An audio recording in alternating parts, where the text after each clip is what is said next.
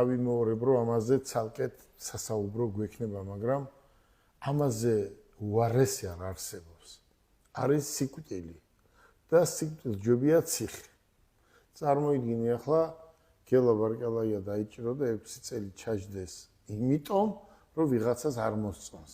ან ვიღაცამ უთხრა რომ ესე გააკეთებო და ამას მე არასდროს არ ავყვები და არ აყოლილ ვარ, თუ გინდა თავიც რო შევწირო. მე ცხოვრობ ტრადიციებით, დედაჩემზე არავის არ შევაგინებიერდა, ჩემი ქვეყანა მიყვარს, ჩემი ხალხი მიყვარს და აი თქვენი ტოლი ახალგაზრდები მიყვარს. თქვენ ხო უყურებთ ახლა მე როგორ ვარ? მე ხვალ რო დამჭირდეს და მიშველეთ მეთქი ახალგაზრდებს რო უთხრა 1 მილიონი ახალგაზრდა მოვა. იმიტომ რომ მე მიყვარს ახალგაზრდები. კი.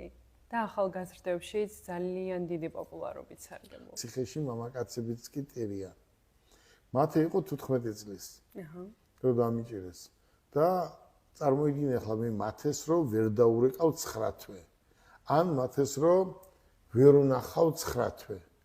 ამაზე უარესი შეურაცხყოფა ადამიანისთვის არაფერი არ არის. გელა ბარკალაიას შვილს არ ანახე. 9 თვის განმავლობაში. და ვინაა გელა ბარკალაია რა გააკეთა ისეთი? ისმება კითხვა რომ შენ ერთი ბიჭი ყავდეს და 15 წლის იყოს და არ ანახებდი. და დამთავრდა სასამართლო, მომისაჯეს 6 წელი და ძალიან კარგი კაცი იყო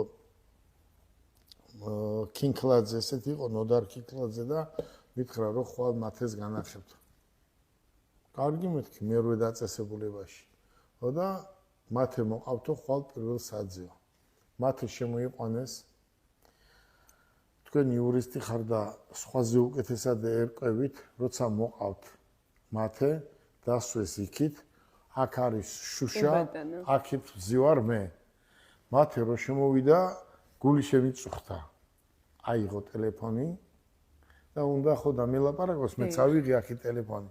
თუ არა და 15 წუთი გვაქვს დრო.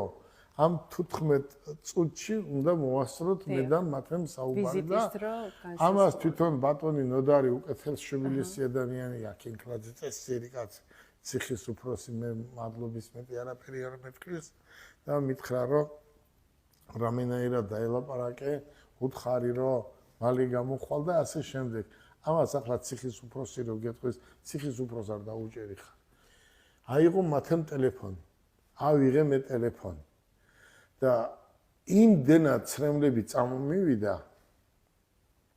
აქ რაღაცა გამეჭხირა და მათეს მამა როგორ ხარ ისიც ვერ უთხარით 14 წუთი.